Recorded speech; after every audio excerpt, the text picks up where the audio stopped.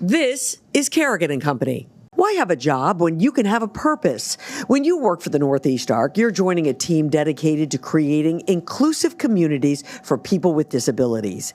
As an organization that supports more than 10,000 people each year, it's easy to find a role that fits your skills and passion. Become part of an organization that's been named one of the best employers in Massachusetts. Visit nearc.org/careers now to view job opportunities and apply. That's nearc.org/careers. It's all about women's sports on this edition of Kerrigan and Company. Kerrigan and Company is here for you. Yes, Kerrigan and Company is here for you. Welcome, everybody, to Kerrigan and Company. Great to have you with us today. And this is an episode that I've been wanting to do for a while, but it's not always easy because we're in and out of season for all different people, so it's hard to get them here in the studio. But what we're talking about today is women's professional sports, something that has taken off like gangbusters, it seems, in the last certainly 5 years and maybe even 3. And I'm really anxious to speak to some of our guests today and certainly my co-host about why that is the case. So joining me today, and I am so happy to meet her and to have her here in the studio because she's taking time out of a very busy schedule to do so. But she's a sports reporter and a content producer at the Boston Globe. This is Emma Healy, and it's nice to see you. I'm so glad to be here. Can I tell you something, Emma? When you came into the studio, we were talking about some of our other guests and, their incredible resumes and how excited we are to have them on. But you have a resume that reads like everybody wants. I mean, it's really, really impressive. You are very young, and there you are with this fabulous role at the Boston Globe, no less. Yeah, I'm really fortunate in my role. I ended up in, there was fortunate timing when I was graduating college that this sort of role opened up, and I have editors who really believe in me and want me to write as much as possible about things that interest me, and things that interest me will hopefully interest the audience and, Sure. and the readers and things like that. And one of those things that I really like to focus on is women's sports, because there's a huge audience for women's sports fans out there right now. And we're going to talk more about that. As I said, I want to talk about why that's the case. Tell us a little bit about you, Emma. Where are you from? I'm from Cleveland, Ohio, originally, and I came out here for school. I went to BC. Go Eagles. See, most of the audience has fallen in love with you already. And while you were at school, you did some pretty amazing things. I did. I worked for the student newspaper, The Heights. That was a really, really excellent opportunity, and I think it's a huge way that a lot of journalists, young journalists, get into journalism is working for their student paper, and that afforded me a lot of really great opportunities, including working part-time at the Globe when I was still in school, which gave me, sort of familiarity with the editors and a lot of professional experience that helped me land this job after college. And I was covering high school sports, which is a lot of fun in Eastern Massachusetts. People really, really care about high school sports here, which makes it a ton of fun. Yeah, well, they do in Cleveland, too. Yes. Oh, absolutely. Yeah. Oh, unbelievably so, yes. I'm familiar with Cleveland, so they have some really great sports there as well. Was sports always something you wanted to do? Yes. Well, yes and no. I grew up playing sports. I grew up a Browns fan, which, long-suffering Browns fan. But that's all right. I grew up playing sports and I grew up watching sports, and it was always a big part of my life. I originally, when I went to college, planned to go into psychology. I wanted to be a psychologist. I thought that would be really interesting. And then my senior year of high school, we had a career day sort of thing at my school where alumni came in and talked to all the students. And I went to one session with a sports reporter. And it was so fascinating. I had so much fun in that 20-minute session with the sports reporter. And he had us do an exercise where we would write, he would give us a set of facts, and we would write a couple sentences, a couple paragraphs here and there, and read them out to the class. And he came up to me afterward and was like, "Hey, I really liked what you did with that. I think you could go into this." And I thought to myself, wow, I didn't even realize this was a possibility. So I went to school, I went to BC, and immediately switched my major from psychology to communication, joined the student newspaper, and the rest is history. And the rest is history. It's so great. It's so great. And here you are at the Boston Globe. Now tell me, obviously, you could spend a lifetime at the Boston Globe, and you happen to be in a city where there's great sports, so that really works out nicely. Oh, absolutely. But are there ideas, are there dreams, are there things that you'd like to do, beyond maybe just writing at the Boston Globe? Not that it's just. I want to make that clear because that's not how I feel about it. But do you have aspirations to do something else with it? I do. I love my job right now. I am so happy to be covering women's sports in a city that carries so much enthusiasm for sports and cares so much about their sports and their athletes and their teams. I feel really fortunate to be in that position. For a long time, when I was in high school and in college, I wanted to report on the NFL. I've always loved football. I've always followed the Browns. And I do that a little bit in my job now. I work with the Patriots on Sundays. And I have wanted to do that for a long time. It's a really, really interesting league, and there's a ton of storylines going on there. And that hasn't necessarily changed, but I think that right now my goal is to sort of pursue women's sports with a lot of enthusiasm and vigor and really get this, get our coverage off the ground a little bit more in women's sports. Sure. And so that's really what I'm focused on right now. I think it's always interesting because I think that sports writers can really set the tone for any team, for any sport, and I think that sports writers have come forth for women, and I think it's really great. Do you agree with that? I think there are a lot more opportunities for people to cover women's sports now than there ever have been. And a lot of that comes from, honestly, content creation. There are a ton of people out there doing, hitting the pavement and doing their work for themselves and for their audiences, not for an outlet. But at the same time, there are a lot of legacy media outlets that are creating these opportunities for women or for reporters covering women's sports. And I think that drives a lot of the attention and the eyeballs on women's sports is, you're not going to have an audience if they don't have anything to watch or anything to read or anything to listen to. So it's been really encouraging to see lately newspapers adding these positions covering specifically women's teams or women's sports as a whole. It's been a huge trend recently that I'm hoping will continue. Absolutely. We're obviously seeing women's professional sports expand as well. Right here in the city, we have a professional women's hockey team, which we did not have 3 seasons ago. We are about to get another soccer team. We tried it once, but we're hoping this next time around is better, and I think it probably will be, And then, of course, we'd love to have a basketball team here, and so far we do not, but time will tell if that happens. What do you think this influx, this sudden, I don't know if I want to say sudden, but certainly this increased interest in women's sports, where do you think that comes from? I think it's always been there. There's always been interest in women's sports. It's always, people have cared about women's sports for as long as they've been around. But I think that it's becoming more of a national focus, which is encouraging. People are putting their eyeballs on these games and seeing, oh my gosh, this is professional, this is real, this is excellent basketball, or this is excellent hockey. And sort of dismantling the barrier between, oh, this is women's hockey. No, this is just hockey. This is something that I'm already interested in and I can tune into this. The other thing that I've noticed in professional women's sports is a lot of times the fans are coming from not a sports background. They have not previously been hockey fans, but they see this new league and they see the inclusion that it brings and they see the interesting stories that the athletes have. And they want to be a part of that, even if they're not hockey fans. So, sitting in the walking around Aganis Arena at BU when the Fleet played there a couple weeks ago, you can talk to the fans and a lot of them are, looking up the rules on their phone. And I think that's great. I think creating these opportunities for people who weren't previously interested in sports to be interested in them is taking this fandom to a whole new level. Don't you also think that finally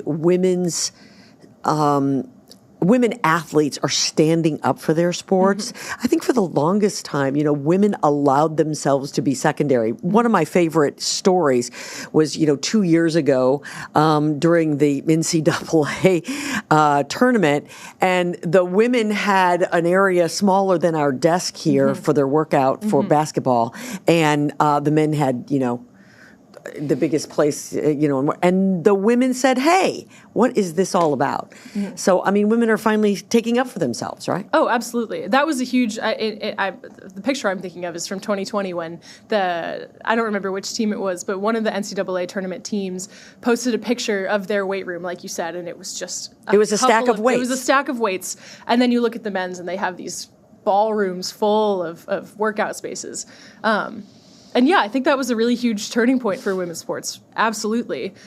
And I think one of the biggest small things that I've noticed makes a difference is the language that we use to talk about women's sports. So with the NCAA basketball tournament, it used to be March Madness and Women's March Madness. Well, I think, now it's a lot more times people are talking about it as Men's March Madness and Women's March Madness, rather than having women be the separate entity. Right. It's now, sure, these are two separate tournaments, but we're treating them with the same respect. Absolutely. Right.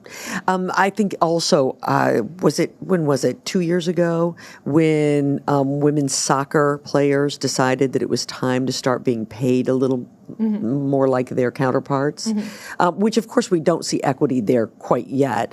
But we know that in the WNBA, we're starting to see women get paid a little bit more. And I think soccer leagues are doing the same. I think it comes a lot from the athletes who are, like you said, speaking up and demanding that they be paid what they're owed or what they deserve. And I have an immense amount of respect for the athletes who are willing to do that and really to sort of put themselves out there to drive that equity. I mean, I don't know that there's ever going to be equity because that'll be up to the fans, right. I think, really, when it's all said and done, because obviously what they're paid is based on how many eyeballs are watching, and that's going to be something that's based on, the fan base. But certainly they deserved more than what they had been getting, and I love to see these women standing up for themselves. Tell me your favorite sport to cover. I know you said football, but what's your favorite women's sport? Yes, I do love covering football. Yeah. But I think that, honestly, hockey is the best sport to watch live. I think it is so action-packed and so back and forth, and it's really compelling to watch in person. And I love writing about hockey, and I think there are a lot of really interesting hockey players out there with really interesting stories that I have had a lot of fun telling. Yeah. All of these women growing up on skates, right? They're just like their male counterparts. The only difference was that they didn't have an outlet once they got out of college for the longest time, a place to play. So many players in the PWHL grew up playing with their brothers or on boys teams. I wrote a story recently about Abby Newhook, who's a rookie forward for the Fleet. She went to BC as well. Go Eagles. And I love that about you. And she grew up playing on boys teams. She didn't play on a girls hockey team until she went to Tabor Academy out in Massachusetts. And it was an adjustment for her because she learned how to hit. She learned how to, have physical contact playing hockey in bantams with the boys. But then you get to high school with the girls team and you can't do that anymore. Yeah. But the PWHL is big on the physical contact side of things. And returning to the league with that background of having played with boys is huge for a lot of players. Sure, absolutely. Yeah. Well, we, in years past, we have had professional football teams, women's football teams, and that has not taken off the way maybe some of the other professional women's sports have. Is football something that women will ever conquer, do you think? And baseball, too, that we haven't seen women play baseball like that. Well, a little known fact about me is I played football in high school. Did you? I Good did. for you. Yes, I was the kicker, so I didn't do that much hitting. But no, there were for a long time in Boston. There was a professional women's football team called the Boston Renegades. Yep. I wrote a story on them a couple of summers ago, and it's a really interesting league because these are people who are not in it for the money. They don't get paid. They're there because they are invested in the sport and they're interested and they love playing the sport and they love their teammates. And I think that's a really hard thing to do, to play such a physical sport when you're not getting compensated for it or anything like that. And there aren't a million fans in the stands. Right. And then with professional women's baseball, there is a professional women's baseball league, and Boston's got a team, and that'll be really interesting to see how that league, it's just starting up. It'll be interesting to see how that goes going forward. Yeah, absolutely. Yeah, I think it's great. I love it. I love all the sports. I love that you were a kicker. Were you a place kicker? You're obviously a place kicker, right? I was the second leading scorer on the worst team in Ohio. Well, good for you. Did you play all the way through? No, I only played my senior year. Okay. All right. Were you a soccer player prior? I was a soccer player, and I played soccer and football my senior year. So. Yeah, that's great. Good for you. I love that. How'd they accept you? Oh, it was great. It was great. The only issue was that I had to change into a separate locker room all by myself. So when we kept losing and I would have to go back to an empty locker room, that was kind of brutal. Yeah, that was brutal. Absolutely. Well, congratulations to you. That is such a great thing. We do this thing here called Fast Five. So it's 5 rapid-fire questions, and we would love it if you could answer them in 30 seconds. No hook comes and gets you. It's not like that. So, are you ready, Emma? Absolutely. All right, here we go. What was your favorite class at Boston College? Oh, gosh, that's hard. Actually, my favorite class was not a communication class. It was called the Geology of National Parks. And it was a core requirement class, but it was about geology in the U.S. national parks. It was so interesting, and the professor was so passionate about what he was teaching. I love that. You're very smart. If you could play one women's professional sport, which team would you play on? The Fleet. The Fleet. What's your favorite social media app? Oh, I don't like social media very much. Can I say Strava or Goodreads? You can say whatever you'd like. I'll go with those two. Which athlete did you admire most when you were growing up? Oh, that's hard. Oh, goodness. I did a school project on Mia Hamm when I was a kid. I was really obsessed with her. Okay. And who was your most listened to artist in 2025? Hozier. Love it. Oh, I love him. Good for I love you. him too. That's so good. That's so good. All right, we've got a great show. I'm very excited about it. I'm so glad you're here. Thank you for being a part of the show today. Thank you so much for having me. Absolutely. So we've talked about professional athletes, women, and we're going to meet a few. That's coming up right here on Kerrigan and Company. A Christmas Carol at North Shore Music Theater is New England's brightest holiday tradition. Live on stage, now through December 21st only. Tickets at nsmt.org. This holiday season, you can find gifts worth giving at Parcels from Northeast Arc. This unique gift shop features products from across the United States and around the world, all made by people with disabilities or autism. I'm lucky enough to own several items from the store, including pottery and jewelry. The quality is incredible, and I love being able to support artists and entrepreneurs with diverse abilities. You can shop in-store at the Liberty Tree Mall or online at parcelsgifts.com. Shop online using the code KIM10 to save 10% on your purchase through December the 25th.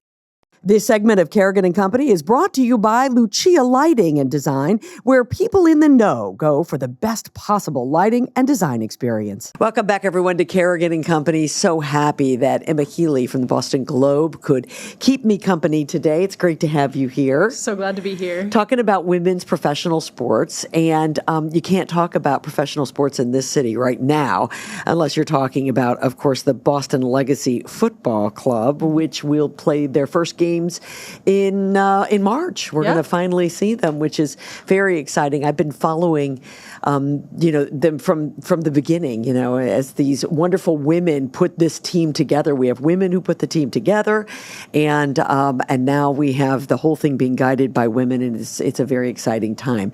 So we thought we would reach out and chat a little bit more about Boston Legacy. And joining us is Rachel Duranwood. She is a former professional athlete. She's a former breaker, so she knows what it's like to play soccer here in this city. She's also a wonderful educator and teacher for kids, the game of soccer. Great to see you. Thank you. Thank you so much for having me. I get excited every time I hear that soccer's coming back to Boston. Yeah. Well, you got to talk to us a little bit. We have to back up before we can talk about Boston Legacy and talk about Rachel and her legacy. Talk a little bit about your professional career. Yeah, so I'm actually a transplant. I was from California, born and raised, and so to find myself in the Northeast was quite a shock. But it was the one franchise in the NWSL that was going to give me a chance. So I was drafted and brought in as a discovery player. And so I ended up playing 3 seasons for the Breakers in 2014, 15, and 16. We played our games out of Harvard, and it was an incredible sports city to be able to play in. When they unfortunately went under, I was coaching and I was educating and I was, working with a lot of female soccer players to try to help find their love and sort of help them regain their confidence in the game, right? That's something that we hear so often, is that there's a lack of confidence with young girls growing up, and there's a lack of, self-efficacy and empowerment. And when I was playing, I also started coaching just to kind of supplement my income because we didn't make that much money back then. And I really fell in love with educating and creating those meaningful relationships. And I've been doing that for the past 8 or 9 years now.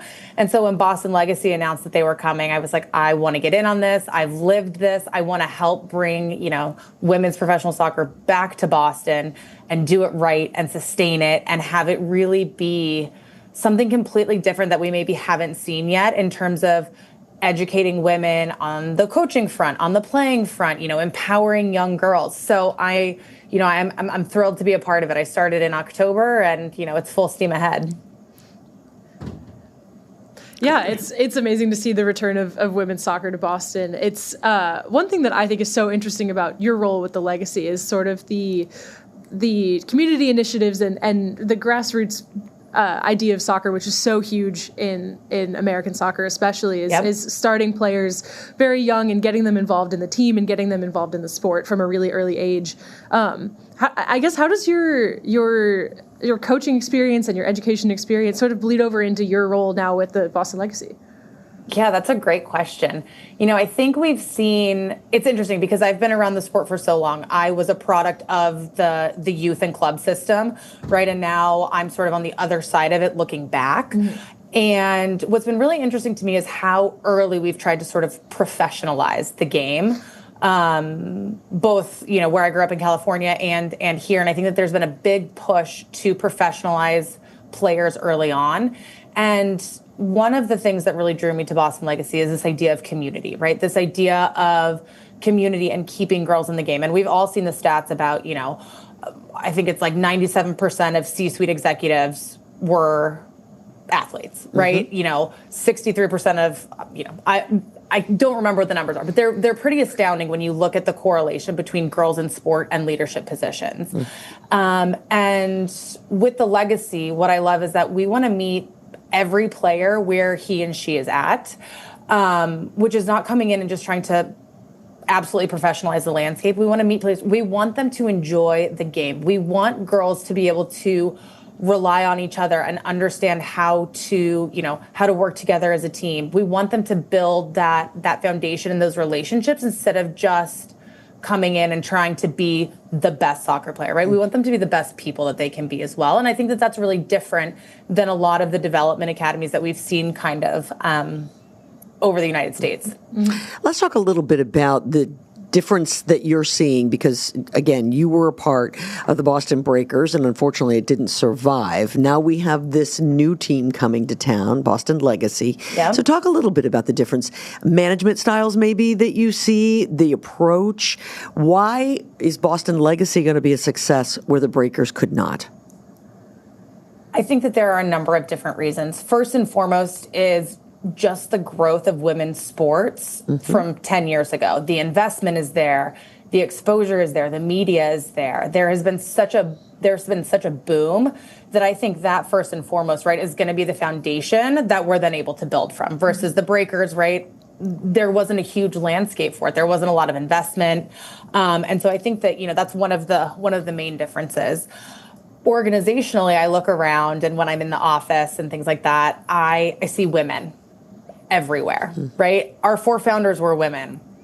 We have women who have been executives in big time sports who are now here for us. When I was with the Breakers, it was a lot of men. And that's kind of been the story for a long time, especially in girls soccer. And I think just in girls sports in general, but I can really only speak to the soccer, is that it's traditionally girls who are coached by or managed by or organizations that are run by men. And I think we're really trying to take a different and holistic approach to how we approach sport, because when you're coaching girls and boys, it's completely different. And women do need that sense of empathy and that sense of connection in order to feel safe. Not that boys don't, but it's different. And so I think, we're trying to grow and build and kind of expand rapidly, but at the same time, we're also taking a very patient approach because we want to grow this organically and authentically. And you can only do that by establishing trust in relationships, and trust takes time. Absolutely. I think the investment piece that you touched on is really, really interesting. Looking at, the fact that the city and the team are working on building a brand new stadium or renovating White Stadium for this new team to play in. With your experience having played in smaller venues that were not made for you, what does it feel like to see that growth and change and investment in this team? It's amazing. I'm so excited for this stadium because I think it's the perfect size for a soccer stadium. And I've played in 2 separate stadiums, right? So I played when the Breakers were at Harvard Coliseum. And it's like, cool, we're all, like, you know, we're playing in this big time arena, but we're not getting the fans to fill it. And so there's something very disheartening about playing to an empty venue. Sure. We move across the street to Jordan Field, and I think there's maybe 4,000 stands.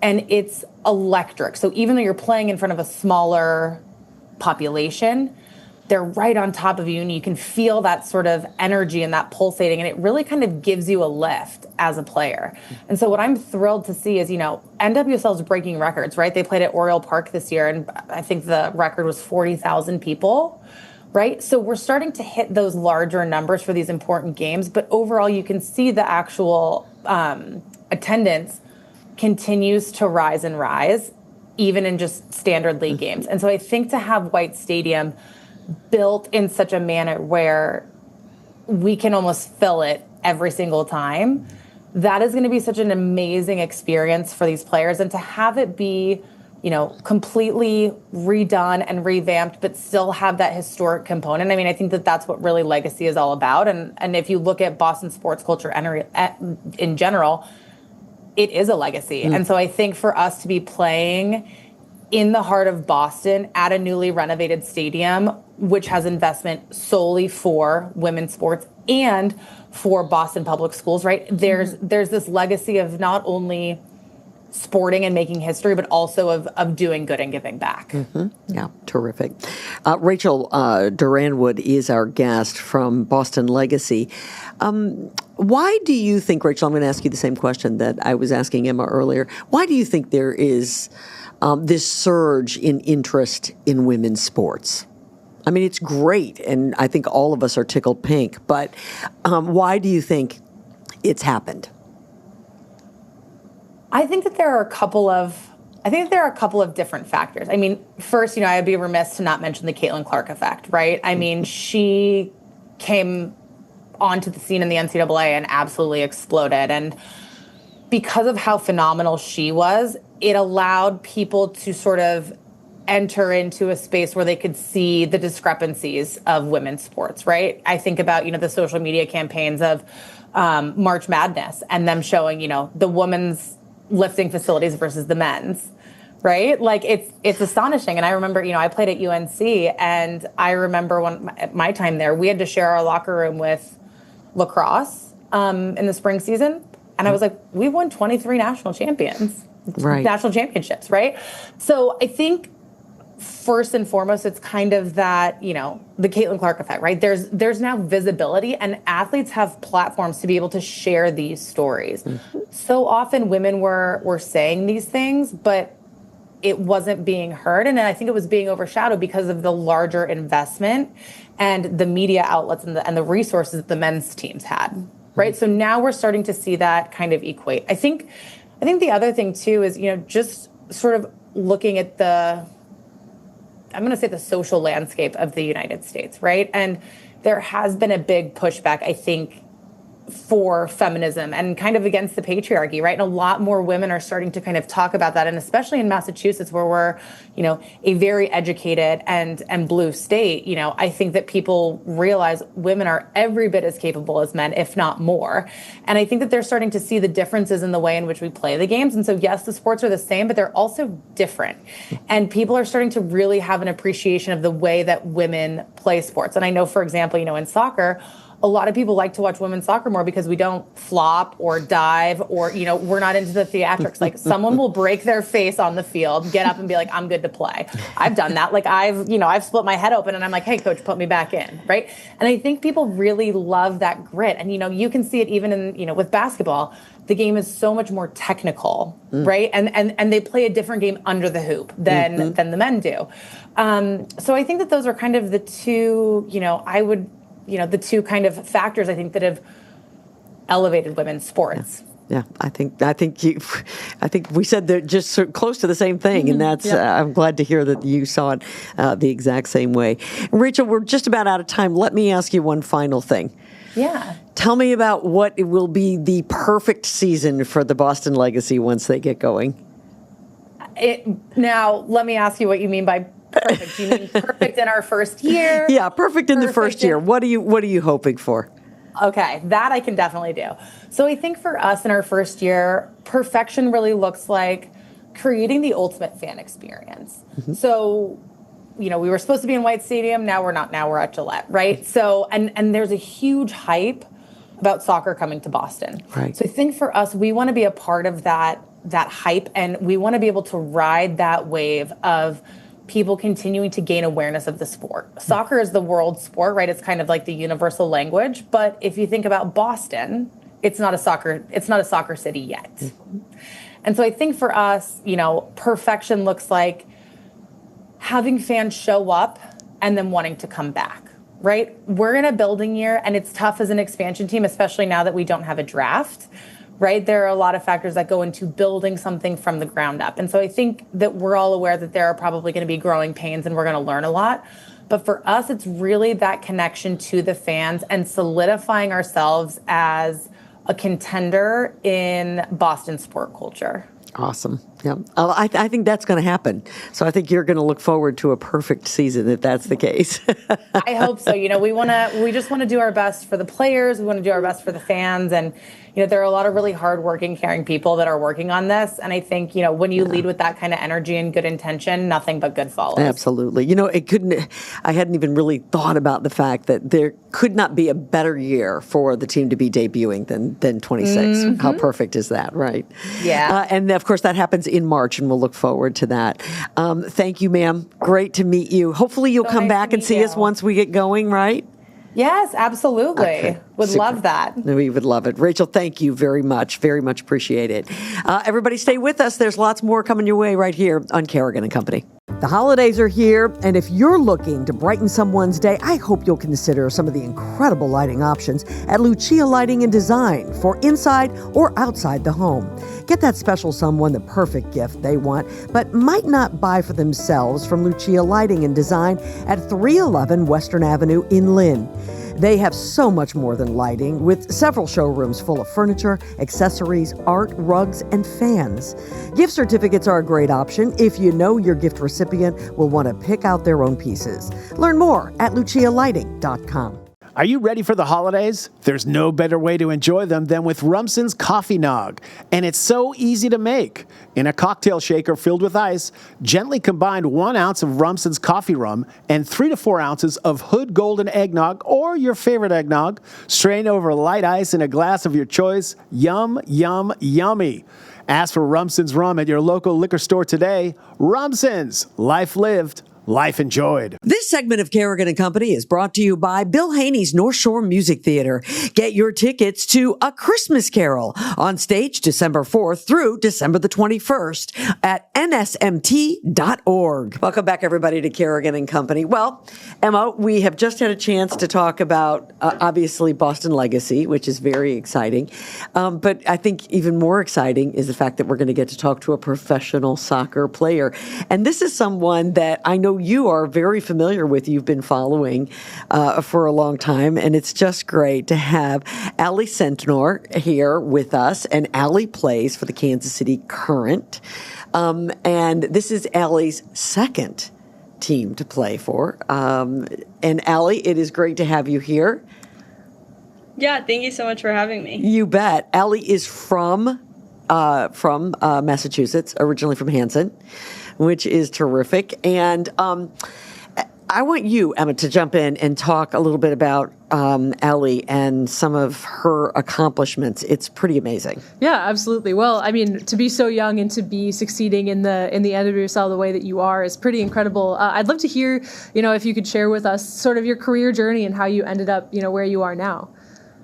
Yeah, of course. So I grew up in Hanson. I started playing town soccer. My dad was my coach, and we just played at our local elementary school and with the pug nets. And I ended up joining a club team around age 7 because I really just wanted more of it and wanted to explore what the soccer world had to offer. So I joined South Shore Select around age 7 and stayed with them my entire club career. Grew up with those girls and the coaches there, and the club started off super small, and we have grown now to the North Shore, South Shore, New Hampshire. So it's really cool to see the club grow. And out of club soccer, I was able to play high school soccer at Thayer Academy for 2 years and finished up, at Thayer Academy and committed to the University of North Carolina to go to school and play soccer there. And I played 2 seasons there, was injured for 1 season, so was there for 3 seasons, and then entered the 2024 NWSL draft, where I was drafted to the Utah Royals. Mm-hmm. Yeah. You were their number 1 pick, in fact. Yeah, yes, I was. And, got traded to the Kansas City Current in August, and now with them. Which is fantastic. Yeah. And traded no less with a record-breaking transfer fee, I believe. So, I mean, it's clear that your new team believes in you and is willing to put that investment in. What does that feel like to have your new team be really, on the Ally Sentnor train? Yeah, I mean, it was a really difficult process to change teams and leave my friends and leave, the team that had originally believed in me and drafted me. But it is a career, and these careers are shorter than you think, so you have to take advantage of every opportunity, put in front of you. And I'm so appreciative to the Current for, like you said, believing in me and really showing that they wanted me on the Current, and just to add to that incredible group that has already been doing so well. And it's just a great environment, great facilities, and I was just so excited to be able to take another step towards my development in my career. That is so great. Hey, I have to back up for just a second because I got just such a big kick out of this, and I don't mean that.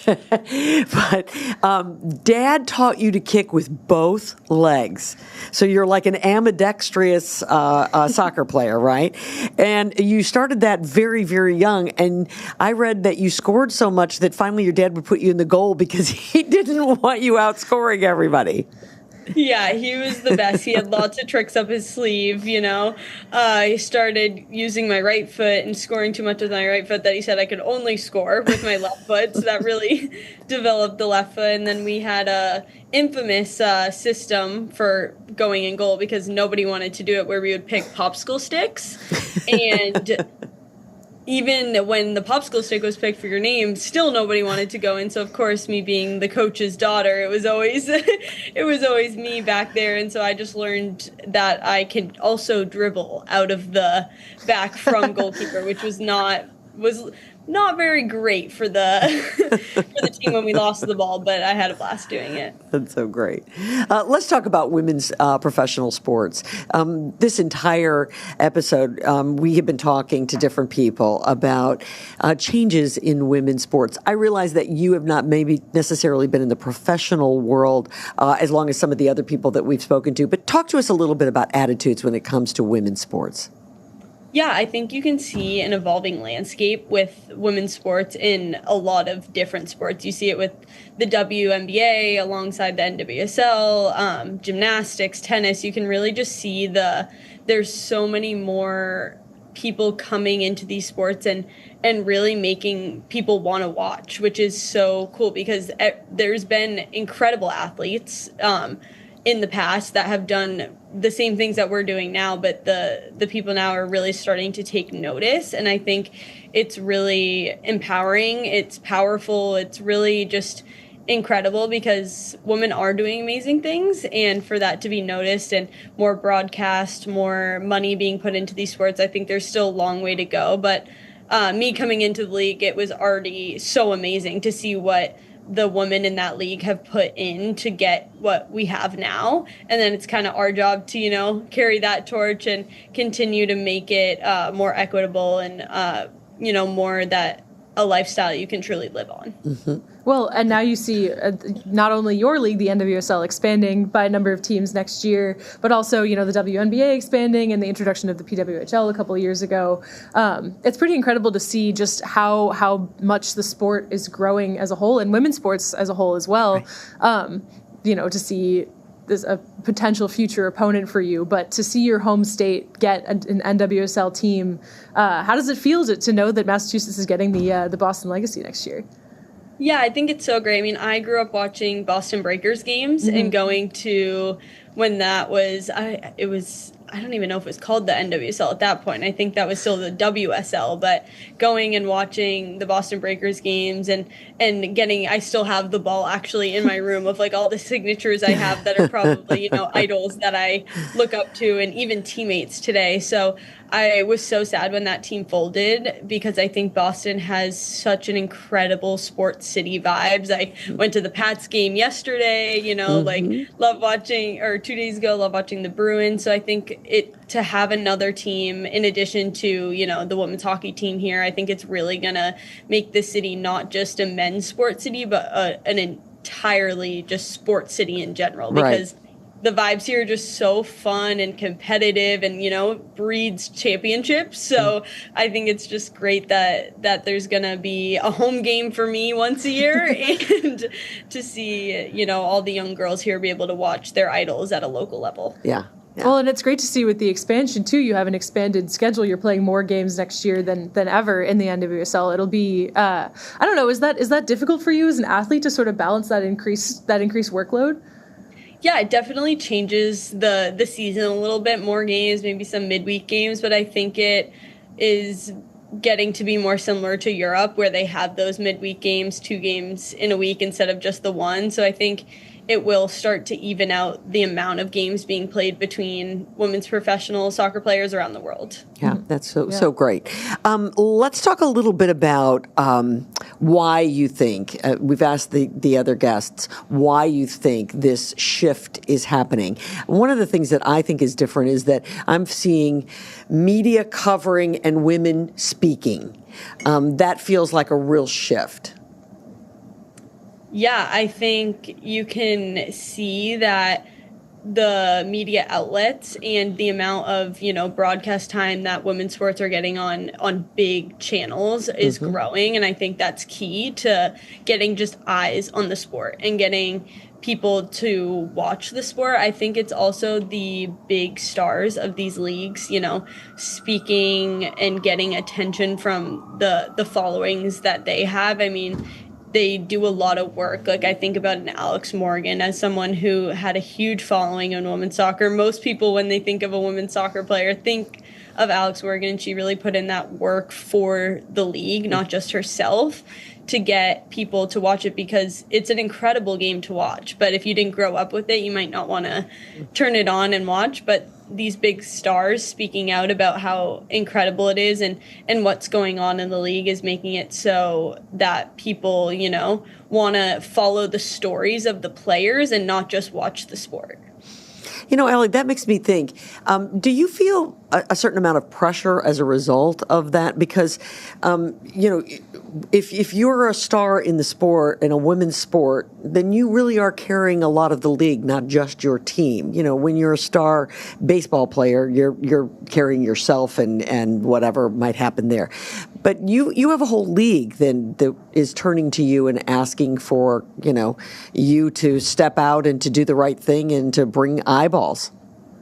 Yeah, there is a little bit of pressure that comes with it, but I think it's more of a cool opportunity, and it's really just about being yourself. Me personally, I'm never going to be the loud, celebratory player, but I can inspire a generation of hard workers, determined, passionate, humble young players, and I think each player brings a different feature about them that young girls and young boys as well can idolize. So I think it's really cool to see the different personalities of players and how that impacts the younger generation as well.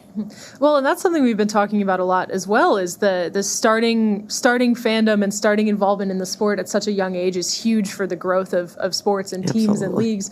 For you, what does that look like for you to be a role model, in the city and in the community?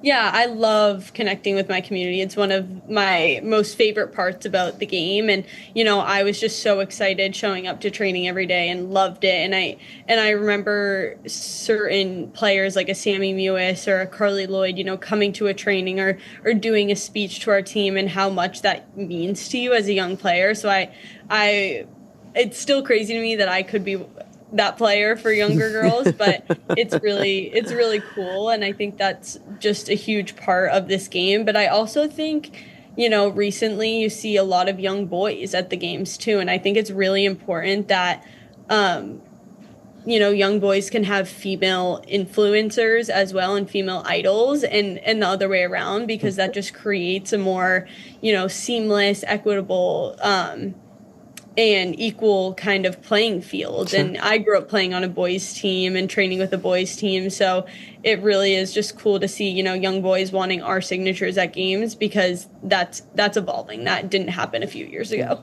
Mm-hmm. How do you like Kansas City? I love it. It's been so fun so far. I'm still exploring, only have been there for about 4 months, but it's a great city who loves their community, loves their sports teams, and is just so passionate. And that is, I don't think you get that a lot of places. And you happen to be working for a family that's pretty prominent there in Kansas City, yes. The Mahomes, huh? Yes, I know. It was crazy seeing their whole family at one of our games, and I went to a Chiefs game this year. It was amazing. So it's really cool just to have everyone involved and intertwined with each other. Awesome. Well, listen, continued success. You're making us so proud as we're watching you out there. So continued success, and hopefully we'll get to see you, like you said, one home, if you will, in quote, game coming back this direction once Boston Legacy gets going. Yes, very excited. Thank you so much. All right, Ally, thank you so much. We'll take a break, everybody. This is Kerrigan and Company. A Christmas Carol at North Shore Music Theater is New England's brightest holiday tradition. Live on stage, now through December 21st only. Tickets at nsmt.org. There's nothing like all of the holiday parties and gatherings at this time of year. And of course, I want to look my best, and I know you do too. My friends at Sienna Aesthetic Medical Spa can make sure that happens. Now, through the end of the year, they're extending their Black Friday specials. That means you could enjoy 20% off hydrofacials and microneedling packages. They're offering discounts on Botox and so much more. And if you're looking for the perfect gift, how about a gift card?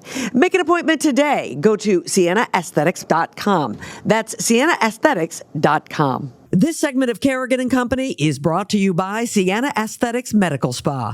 Take years off your face with the very latest technologies at Sienna Aesthetics in Beverly. Welcome back, everybody, to Kerrigan and Company. Great to have you with us today. Keeping me company, of course, is Emma Healy from the Boston Globe. I hope you're having a good time. I'm having a great time. Good. Well, I think this is going to be a lot of fun. Mm-hmm. You and I were talking about it off the air, Emma, but, people love figure skating. People do. It's huge. It is huge. You were telling the story about just last year here at the Boston Garden. Right. At TD Garden last year, they hosted the World Championship. Or not last year. It was this year. It was in March. Right. They hosted the Figure Skating World Championships. And I got off the tee and I looked at the outside of the TD Garden. There are 1 million people lined up down the street to get into the building. It was incredible. It was more people than I had seen lined up for any sporting event ever. I love that. Well, joining us is Juliana Cannarozzo, and she is originally from Reading. In Florida now, and she's also, she was for a long time a professional skater. You're still skating though, aren't you, Juliana? I am professionally skating currently. I have a show in about 30 minutes where I'll be performing. Still doing it, still loving it. So I have to ask you, when did you first get on skates? I was about 6 years old, I believe. And my sister was starting skating. I have an older sister, and my mom just kind of was like, well, one of them's going to do it. They might as well both do it. Yeah. And that's kind of how it got started. Yeah, absolutely. Are you amazed that there was a line that wrapped all the way around the TD Garden to get in March? I am. And I actually have to say, I flew home specifically for the ladies free skate event. I surprised my brother and I surprised my mom with tickets to go see that event. It was very special for us because we hadn't been at a skating event together since I was competing. many years ago. So to be able to sit and be spectators and in my hometown and see friends out on the ice, it was really special. That was a pretty incredible program too. All of the ladies free skaters were incredible to watch. Mm-hmm. Yeah, it was great. It was thrilling, and definitely so great for the city as well. Mm-hmm. Yeah, absolutely. Talk a little bit about your sport. It's a sport that you have turned into a career. Not all women can do that with figure skating. So talk a little bit about the sport and where you think it stands at this stage of the game. Okay. I started skating at 6. I've been skating my entire life. It's, definitely part of who I am. At a young age, you kind of just have the mentality of going to the Olympics and training for things like that. I was fortunate enough to compete for Team USA for many years and compete internationally and represent the country, which was so special. And then in every skater's kind of career, you kind of hit a turning point, like, where do I want to go here? Do I want to keep the competitive route? Do I want to maybe take a step back from skating or start coaching or do what I did, which was move into the professional side of performing? And for me, skating has always been, one of my favorite things about it has been performing. So when the opportunity kind of approached that, you can perform for a living and just enjoy yourself and have a great time and no pressure and things like that, it was an easy yes for me. And clearly, I've been doing it professionally for about 18 years now. So I definitely love what I do. I feel so fortunate and lucky. I know some people hate going to work every day. I love it. I love what I do. I'm so lucky. And I think, with the World Championships even coming to Boston, I think that was so great for young kids all over the city, all over the country, really, to see skating again. I think sometimes skating has gotten a little pushed to the side over the years, and it kind of excites them and maybe a career or something that they want to try, a different sport maybe. I know when I was young, I'm sure I was one of those kids that saw skating on TV, saw a local event and was like, wait a minute, that looks kind of fun. I want to do that. And then who knows, maybe in 20 years, they'll be still doing it. Well, and there's such a legacy of figure skating here in Boston. I mean, you trained at the skating club out in Norwood, which has a huge historic legacy of producing top quality figure skaters. I mean, what's it like to grow up in an organization like that has the history that it does? Oh, it's amazing. So when I trained at the skating club Boston, it was off of Soldiers Field Road. I didn't train at this new beautiful arena. I can't even imagine what that's like for those kids. But it was just incredible. I mean, there's just like photos everywhere in there, and there were pictures on the wall, and just writing. And I mean, Kenley Albright, Dick Button, just amazing names that you grew up learning. And I also got to share the ice with some, people who are really mentors to me and who did very well in their career. And it was just such a great training facility and such a good bond between everyone. We all really did want the best for each other and pushed each other in the right ways. Mm-hmm. We've been talking to other professional athletes, women athletes on this show. One of the things that seems to resonate throughout, and you've already mentioned it, was the idea that for women's sports, it's really important to sort of reach down to young women to pull them up. Something that we don't necessarily see men doing, by the way, when it comes to professional sports. You're shaking your head. Yes, obviously you feel that way. Yeah, I definitely understand. Like I said, I had great mentors that I looked up to. Jenny Kirk comes to mind. She was a skater from Boston for a long time. And she was always just so kind and nice when I'd want to just talk to her or take a picture with her or ask her a question. And just people like that really impacted my life, I'd say. I'm sure if I was, young and kind of torn down or looked down upon from others, it would have been hard. I definitely, in my career now, especially when I get the opportunity to skate with someone younger and do a performance or things like that, or meet younger skaters, I just, do my best to make them feel good and lift them up and tell them they're doing a good job. They are, Of course. We all start somewhere, So, I didn't, Juliana. I saw those same people on TV you did, and I couldn't do it. You could. That's the difference. Speaking of, we've got a huge Olympic year coming up. Obviously, there are going to be a lot of eyes on figure skating. What do you think that does? Having an Olympics like this, what does that do for the sport and do for the fans and the audience of the sport? It will do great things for the sport. I think already skating, and just in the last couple of years alone, has just brought more people in. And skaters like Ilya and Alyssa Liu just doing crazy stuff. Ilya's doing crazy stuff out there, unheard of things. I couldn't even imagine things like that.